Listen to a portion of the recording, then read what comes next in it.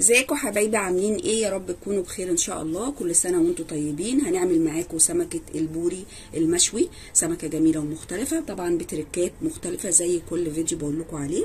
هنقول معانا ايه؟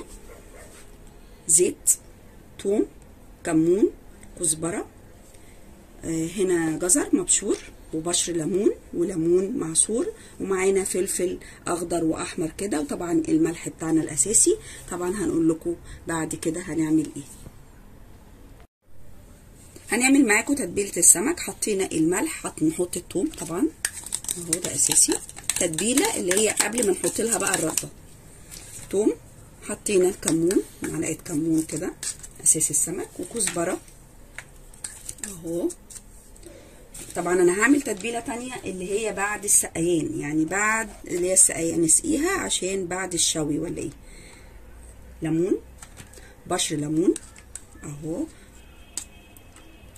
وهنحط معاكم معلقه زيت كده اهي بالشكل ده عشان تشيل معانا اهو. دي التتبيله. نحط كده حبه صغيرين من الثوم الفلفل بالشكل ده. هنتبل بقى ايه السمكه قبل ما نقوصها، قبل ما نحط عليها الرده بتاعتها بالشكل ده.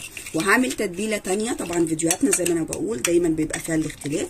تتبيله بقى بعد ما تطلع من الشوي وهي سخنه، تبقى التتبيله عندنا بارده بالشكل ده. وحاطه طبعا الملح وكله. بعدين نجيب السمكه بتاعتنا الحلوه كده ونقوم متبلينها بالشكل ده. جبنا السمكه هنبتدي نتبلها كده تتبيله حلوه قبل طبعا ما نحطها في الرده بتاعتنا بتاعت الشوي. طبعا البوري انا ما بفتحوش لان سمكه البوري في الشوي ما بتتفتحش. حتى بلاد اللي هي البحري اللي هي اللي بيبقوا عندهم السمك اسكندريه وكده يعني ما بيفتحوش البوري لان بيبقى فيه بطاريخ. انتوا عايزين تنضفوه وتفتحوه، انا بغسله غسله كويسه زي ما انتوا شايفينه كده بيلمع وجميل. وما بفتحهاش لان بيبقى فيها زي ما انا قلت بطاريخ. فزي ما هي كده على ابوها ابتدي اتبل بالشكل ده قبل زي ما انا قلت نحط الرده بتاعتنا، لان انا بعمل لها تتبيله تانية بعد الشويان مباشره. بقت بالشكل اللي انتوا شايفينه الجمال الحلو ده اهي. هي سمكه البوري سمكه نظيفه اصلا، ما بتحتاجش ان هي تتفتح في الشوي بالذات لانها سمكه حلوه وغاليه. عايزين طبعا تفتحوها براحتكم خالص اللي يريحكم اهي بالشكل ده. تبلنا كل السمك بتاعنا وهنبتدي نحطه في الرده عندنا وبعدين نشويه ان شاء الله. وما تنسوش برده في تتبيله تانية. جبنا الرده بتاعتنا فرشناها في صينيه زي ما انتم شايفينها كده بالشكل ده لتحت.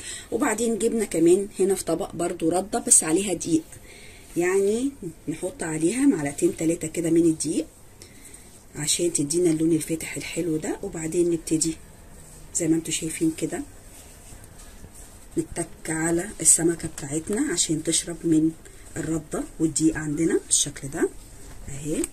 وطبعا فرشين الصينيه زي ما انتم شايفينها انا بشويه تحت الفرن، تحت الشوايه ولا ايه، بحطه تحت الشوايه. انتوا بقى عندكم الفرن عايزين تشغلوه من تحت برضو براحتكم خالص. انا الشوايه كده عندي بقوم مشغلاها باخدها وش من فوق وبعدين ارجع اقلب السمكه عندي ابخبخه كده. بس اهم حاجه بعد ما انا احط الرده كده بالزيت، بخه كده من الزيت عشان التحمير بقى الشوي تحت الشوايه تطلع عندي سمكه جميله بالشكل اللي انتوا شايفينه ده. بس اتك عليها عشان تشرب من الرده والدقيق عندي بالشكل ده. وبعدين ابتدي احطها من تحت كده على برضو الرده بالدقيق عندي. اعمل السمكه التانيه بالشكل ده واتك زي ما انا بقول كده اهو. انا هعمل معاكم برضو التتبيله اللي احنا هنسقيها لها كده، هنسقيها كده بعد ما تطلع ان شاء الله من الشوي. خلصنا زي ما انتم شايفينه كده، بخبخنا بيه بالزيت، ببخاخ زيت زي ما انتم شايفينه. هندخله على الفرن بقى ان شاء الله على 180. وبعدين لما يتحمر الوش الاولاني نرجع نقلبه تاني برده بنفس الرده اللي تحت. وبعدين برده نبخه بخه بالزيت وندخله للوش التاني وان شاء الله نعمل معاكم الخلطه باذن الله. هنعمل معاكم التتبيله التانيه ان شاء الله باذن الله بعد ما السمك يطلع من الفرن بعد الشوي مباشره. تتبيله زي ما انتم شايفينها بسيطه وسلسه وهتعجبكم ان شاء الله. وكمان عندنا عاملين في الفيديو اللي قبل كده سلطه طحينه جميله وبشكل مختلف. طبعا لو حابين ان انتم تتفرجوا عليها هعمل لكم رابط ان شاء الله عشان لما تطلعوا السمك وحابين تعملوا معاه سلطه الطحينه بتركاتنا الخاصه. هنقول طبعا احنا معانا ايه للتتبيله التانيه. هنا توم، كزبره، كمون، زيت، جزره مبشوره بشر ناعم جدا، ليمون، بشر ليمون، فلفل اخضر برضو مطحون جامد جدا مع فلفل احمر الاتنين مع بعضيهم. وطبعا الملح عندي اساسي. الوصفه دي لازم تتغلي على النار، الافضل ليها تتغلي وتتساب تبرد. لما يطلع السمك سخن نقوم ساقيينه بيه طشينه بيه كده عشان تديني طعم حلو وتتبيله حلوه للسمك، طعم جميل جدا. توم، هنحط الملح بتاعنا وطبعا ما ننساش ان احنا مملحين السمك في الاول. ليمون، بشر ليمون، فلفل مدقوق احمر واخضر، جزر مبشور ناعم جامد قوي، وطبعا الكمون بتاعنا هنا انتوا عارفين للسمك حبيب السمك، والكزبره طبعا زيه.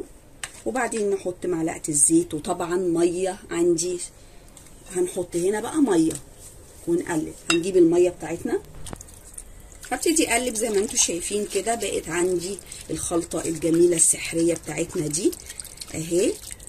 وبعدين يطلع السمك طبعا هنغليها ونسيبها تبرد، يطلع السمك سخن نقوم طشين بالخلطه بتاعتنا السحريه دي. وطبعا الفيديو كده انتهى. كل سنه وانتم طيبين واشوفكم في فيديو تاني ان شاء الله. ما تنسوش بقى لايكاتكم وتعليقاتكم، وكمان اللي ما دخلش عندنا في القناه يا ريت يعمل لنا سبسكرايب ان شاء الله.